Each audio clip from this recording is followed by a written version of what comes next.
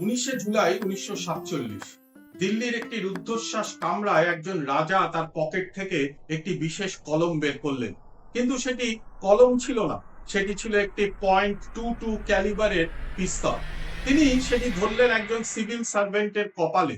তারপর বজ্র কণ্ঠে বলে উঠলেন, আমি তোমাকে এখনই খতম করে দেব।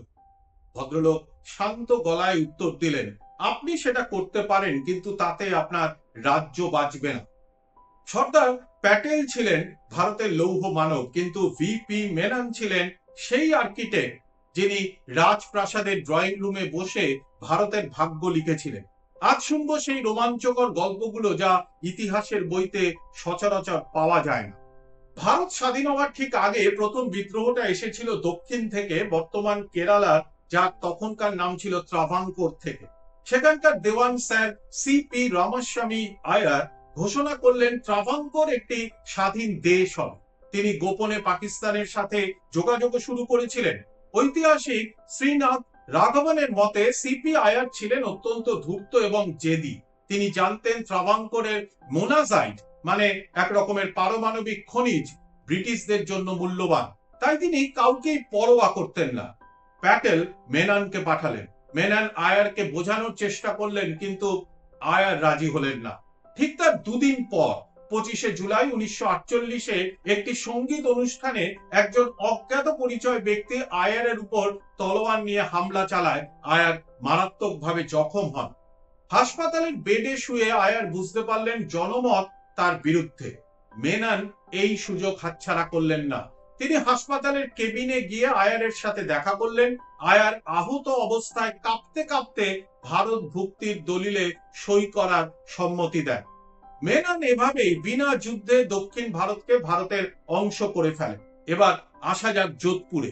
রাজা হনবন্ত সিং ছিলেন টকবগে যুবক। মোহাম্মদ আলী জিন্নাহ তাকে একটি সাদা কাগজ দিয়ে বলেছিলেন, আপনার যা শর্ত আছে লিখে দিন, পাকিস্তান সব মেনে নেবে।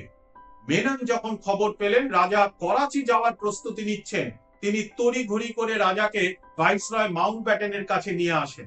মাউন্টব্যাটেন ঘর থেকে বেরোতেই রাজা তার পকেট থেকে সেই কুখ্যাত পেন পিস্তল বের করে মেননের মাথায় ধরেন। মেনন তার ডায়েরিতে লিখেছিলেন, আমি ঘাবড়াইনি। আমি তাকে বললাম, আপনার এই ছেলে মানুষই আপনাকে বড় বিপদে ফেলবে। অবশেষে রাজা ভেঙে পড়লেন। তিনি সই তো করলেনই, পরে মেননের সাথে তার এমন বন্ধুত্ব হয়েছিল যে তিনি তাকে নিজের হাতে তৈরি করা সেই পেন পিস্তল উপহার দিয়েছিলেন, যা আজও আপনারা দিল্লির রাষ্ট্রপতি ভবনের মিউজিয়ামে সংরক্ষিত আছে, গিয়ে দেখতে পারেন। ভাবুন তো, যদি মেনন সেদিন ভয় পেতেন তবে যোধপুর আজ পাকিস্তানের অংশ হতো। এমনই সব হাড় হিম করা ঘটনা নিয়ে আমাদের আজকের ভিডিও। ভালো লাগলে এখনই সাবস্ক্রাইব করুন এবং বেল আইকনটি টিপুন, যাতে কোনো ঐতিহাসিক গল্প আপনাদের মিস না হয়। অক্টোবর 1947 পাকিস্তান সমর্থিত উপজাতীয়রা মানে কাবালিস কাশ্মীরে ঢুকে পড়েছে। শ্রীনগর পতনের মুখে মহারাজা হরি সিং তখন দিশেহারা। দিল্লিতে প্যাটেল এবং নেহেরু টেনশনে। মেননকে দায়িত্ব দেওয়া হলো কাশ্মীরে যাওয়ার। মেনন যখন শ্রীনগর এয়ারপোর্টে নামলেন তখন চারিদিকে গুলির শব্দ। তিনি সোজা রাজপ্রাসাদে গিয়ে দেখলেন মহারাজা তার সমস্ত ধন রত্ন ট্রাকে ভরছেন পালানোর জন্য। মেনন তাকে বললেন, মহারাজ, আপনি যদি এখনই সই না করেন তবে কাল সকালে ভারত আপনাকে সাহায্য করতে পারবে না। মহারাজা হরি সিং তার এডিসি কে ডেকে বললেন, আমি ঘুমোতে যাচ্ছি। যদি কাল সকালে ভিপি মেনন ফিরে না আসেন, মানে দিল্লি থেকে সাহায্য নিয়ে, তবে ঘুমন্ত অবস্থায় আমাকে গুলি করে দিও।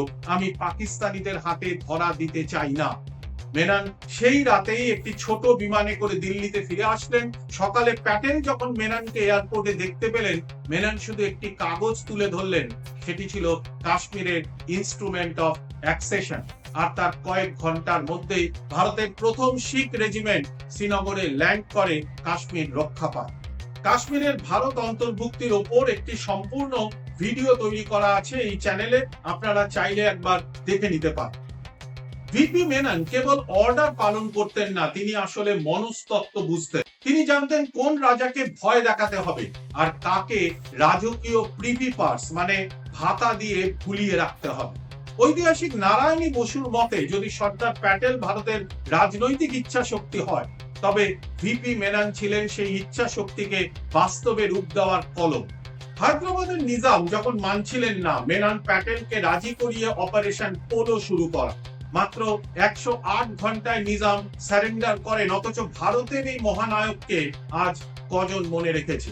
1950 সালে প্যাটেলের মৃত্যুর পর মেনন যখন রিটায়ার করেন তখন তার কাছে কোনো বড় বাংলো বা সম্পত্তি ছিল না, ছিল কেবল ভারতের প্রতি অগাধ ভালোবাসা। ইতিহাসের পাতায় হারিয়ে যাওয়া এই মানুষটির গল্প কি আপনাদের অনুপ্রাণিত করছে? কমেন্টে জানান। আর কোন রাজার গল্প আপনি বিস্তারিত জানতে চান সেটিও জানান। ভিডিওটি শেয়ার করে ছড়িয়ে দিন ভারতের গর্বের এই ইতিহাস। দেখা হবে পরের ভিডিওতে। ধন্যবাদ।